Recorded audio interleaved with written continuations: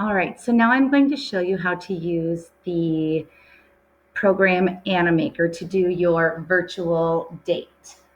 To do this, you are going to have to create an account. It's a free account, so I would recommend probably just using your school email instead of your personal one, but whatever email you want to use to create it is fine. Once you do that, you're going to want to click right here where it says Get Started.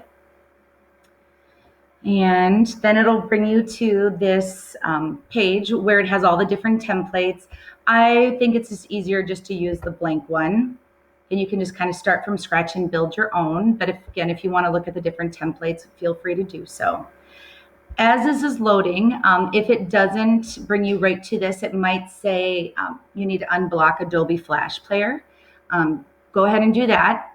If you're unsure on how to do that, you can always click up here on this little lock sign, and where it says Flash, go ahead and select Allow. All right, first thing that will pop up is a tutorial. Now, these tutorials will be way more in depth than what I'm going to go over. They're 11.5 minutes.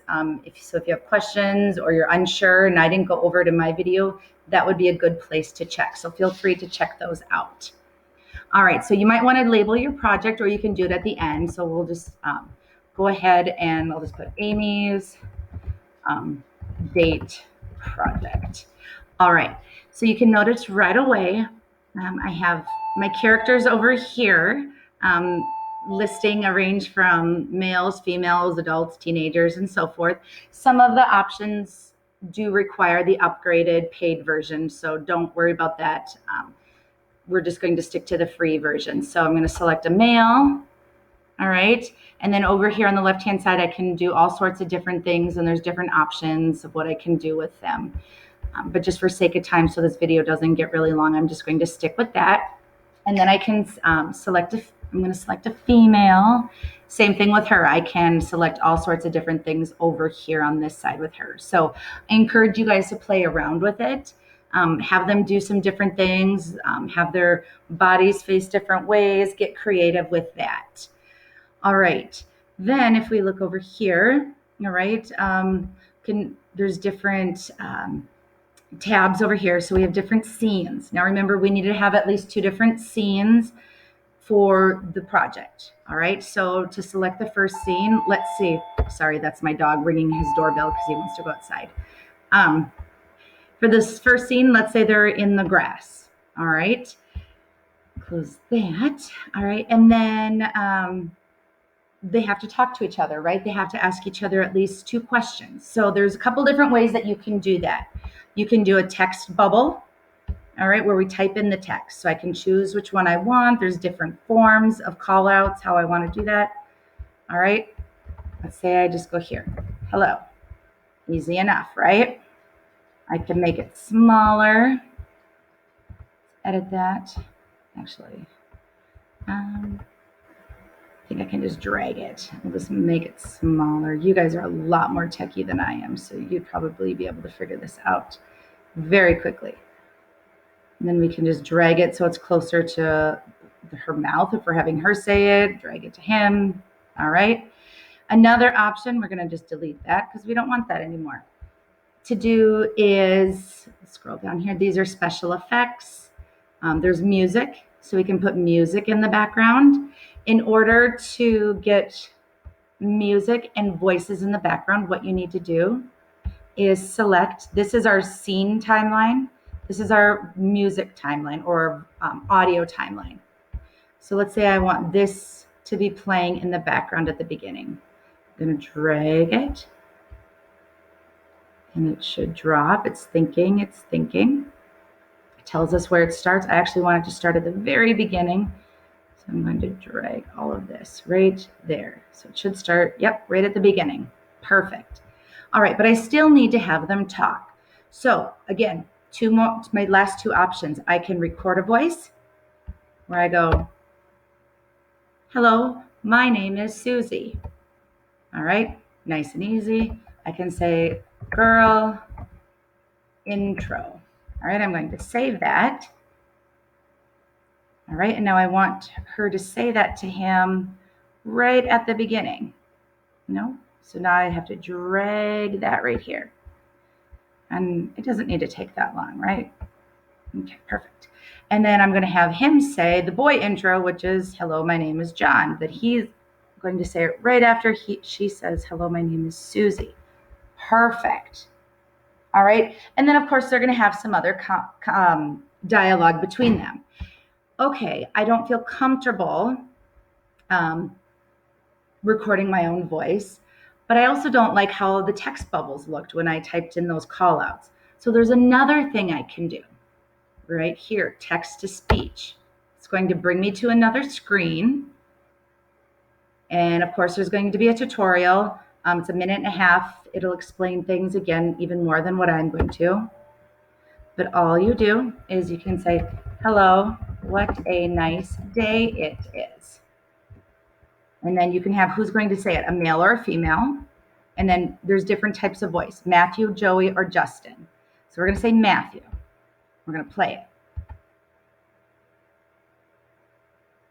It's thinking. Hello, what a nice day it is. Okay, I kind of like that. Let's see what it sounds like as Justin the child.